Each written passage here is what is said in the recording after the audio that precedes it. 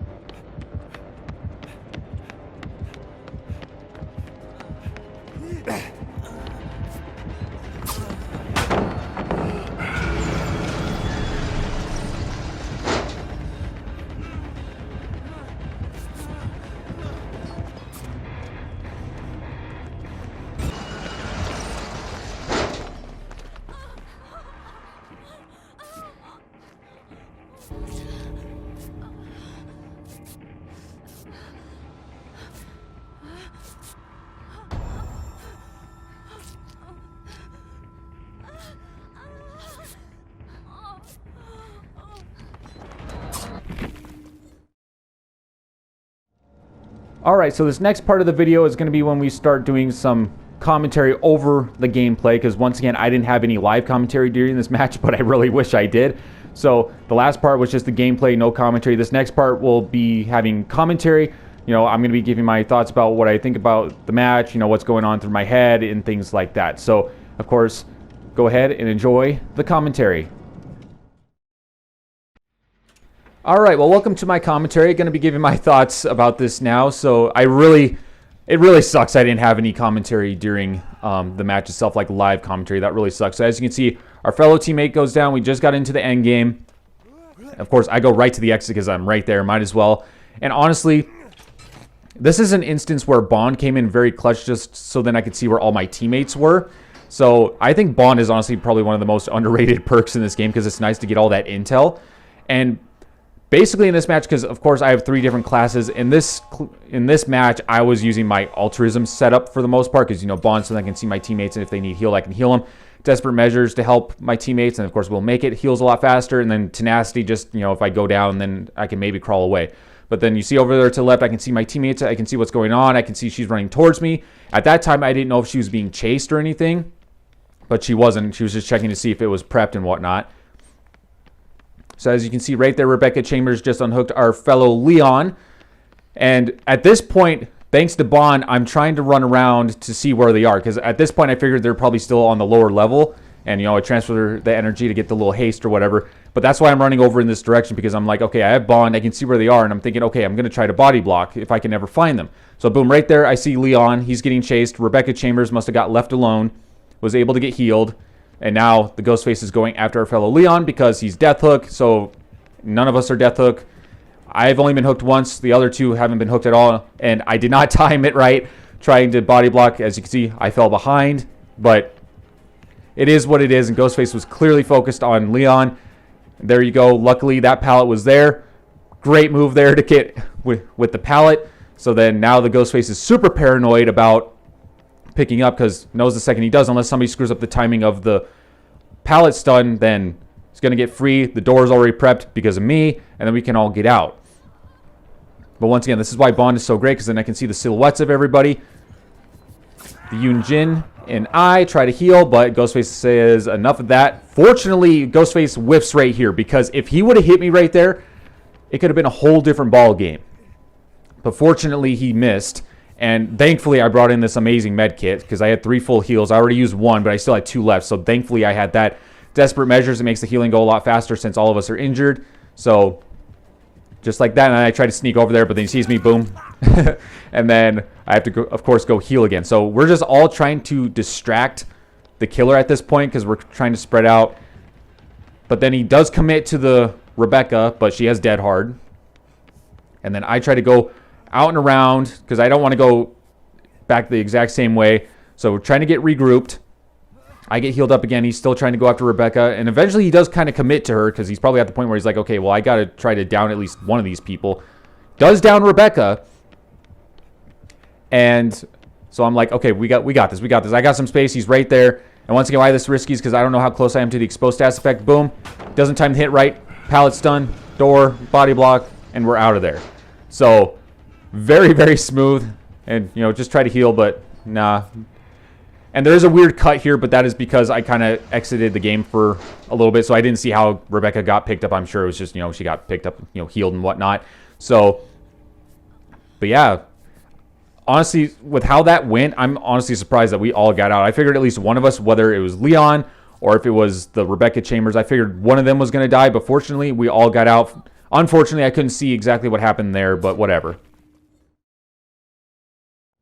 So that concludes this video. And once again, it's just a great showcase of teamwork because it's like, that's probably one of the greatest instances of a team working together that I've ever been a part of, because it was one of those deals where it's like your teammate goes down, Death Hook, you're thinking, oh, they're completely dead. Thankfully, though, landed right by a pallet. So, of course, the Ghostface is paranoid about, oh, you know, don't want to get pallet stunned and things like that. And then all of us were working together to get them up and whatnot. And it eventually happened. I timed that pallet amazingly because I think the Ghostface timed his attack wrong because I think he waited until he got completely down to the ground to swing. I think if he would have done it like right before he hit the ground, he probably would have hit me. But then he didn't time it right. Pallet stunned him, and we got out of there. and it was just so satisfying. Definitely one of the most satisfying instances of teamwork I've ever been a part of, and it was just very exciting overall. So of course I hope you enjoyed this video, and of course as always I'd love to see you all next time.